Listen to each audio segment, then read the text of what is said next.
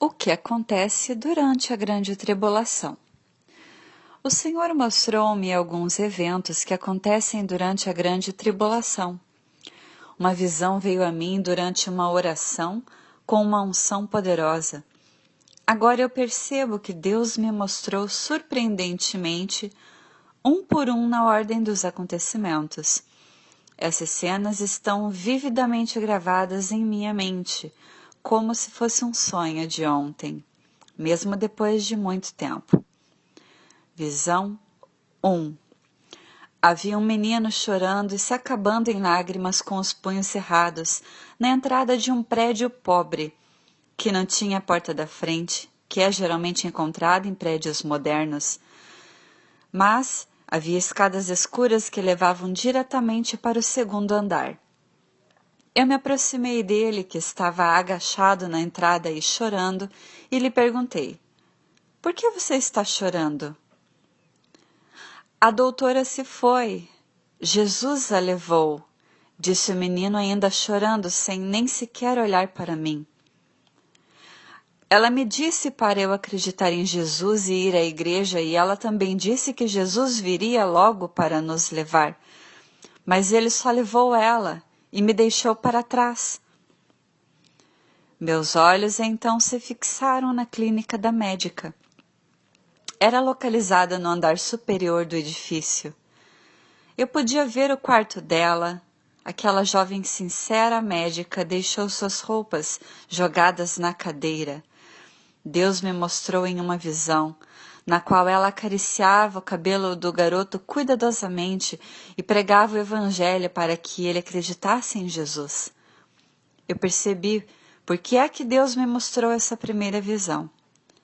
Deus está preocupado com as crianças mais do que ninguém. As crianças que não acreditam em Jesus não podem ser arrebatadas.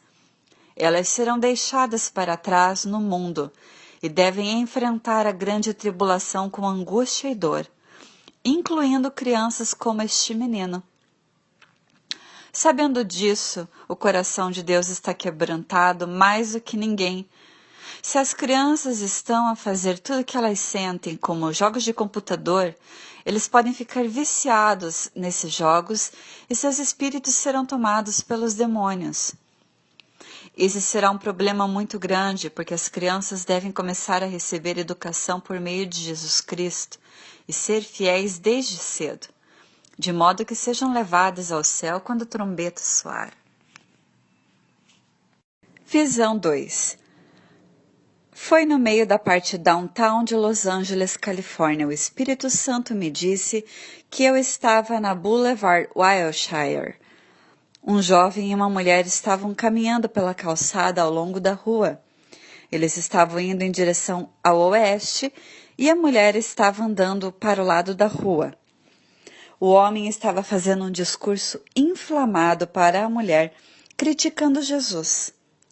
Estando perdido em sua crítica racional, ele chamou os comentários bíblicos de irracionais e fez ignorar o cristianismo.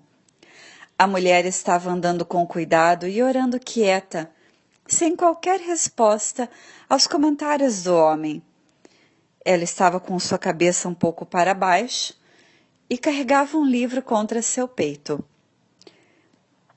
Ela orava: "Tenha misericórdia dele, Senhor." No meio de sua oração, de repente, ela ouviu o som da trombeta, do alto vindo do céu, e uma voz: "Sobe para cá." Ela olhou para o céu com o rosto cheio de alegria e emoção. Ela não teve tempo de expressar sua alegria, porque foi arrebatada nos ares, no momento em que olhou para cima. De repente, o homem a procurou por ela ao seu redor em uma confusão para encontrá-la, quando houve imediatamente uma batida na rua. A rua, na parte central, estava com o tráfego congestionado, o que significa também que o acidente de carro foi apenas uma batida. Deus me concedeu o conhecimento espiritual de quando eu estava assistindo a cena e me disse que o som da trombeta só será ouvido por aqueles que forem arrebatados. Havia muito tráfego naquela área e os carros estavam se movendo lentamente.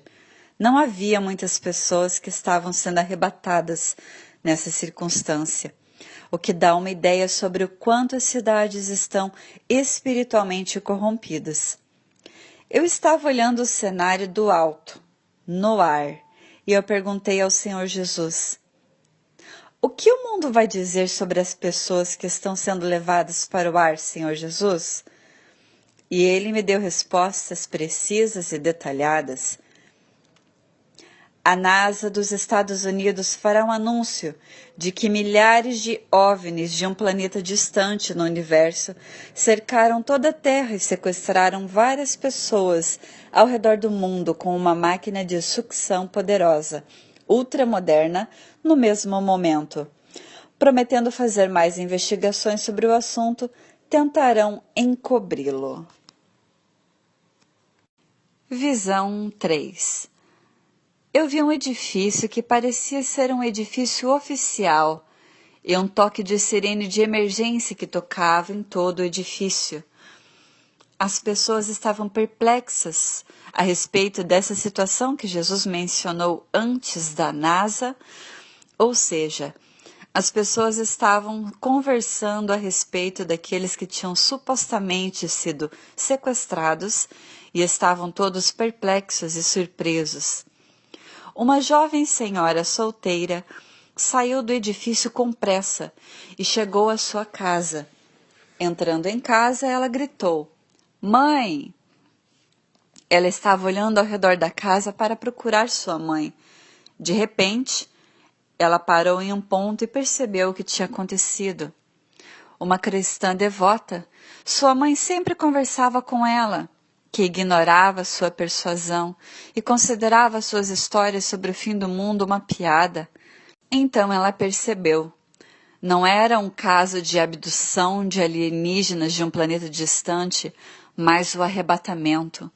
Sua mãe fora levada para o céu e ela fora deixada no mundo para enfrentar a grande tribulação.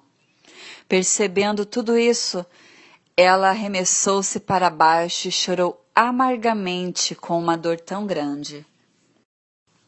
Visão 4. Eu vi aqueles que foram deixados para trás no mundo.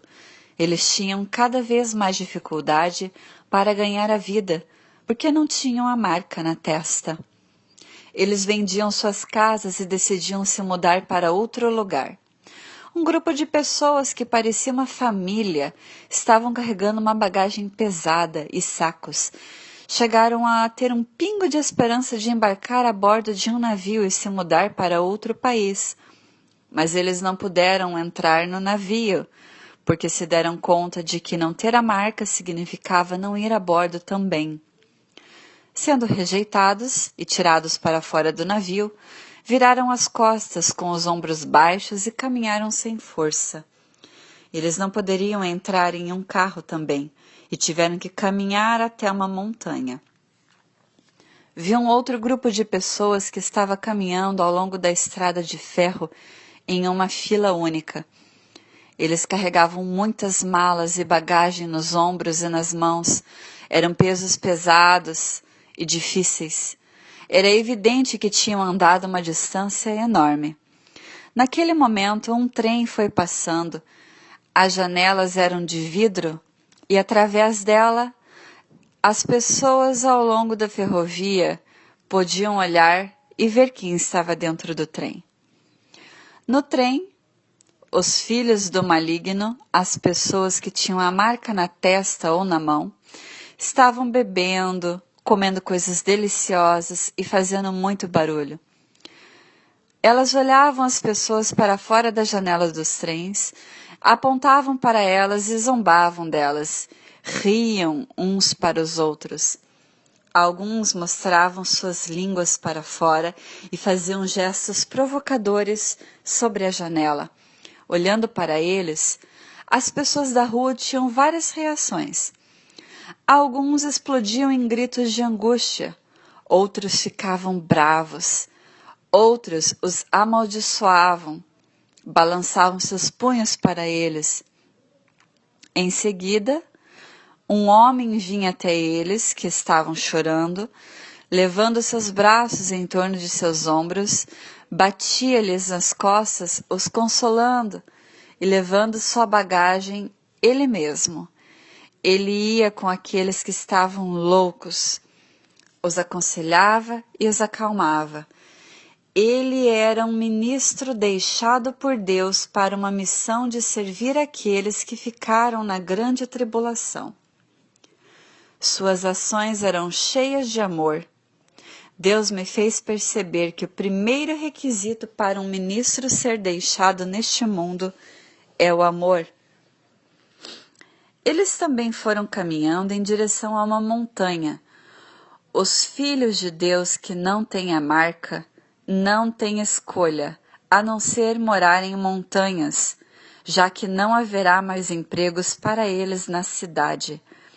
Eles terão que fugir para montanhas, a fim de depender de plantas para viver, e evitar a perseguição do anticristo e de seu grupo.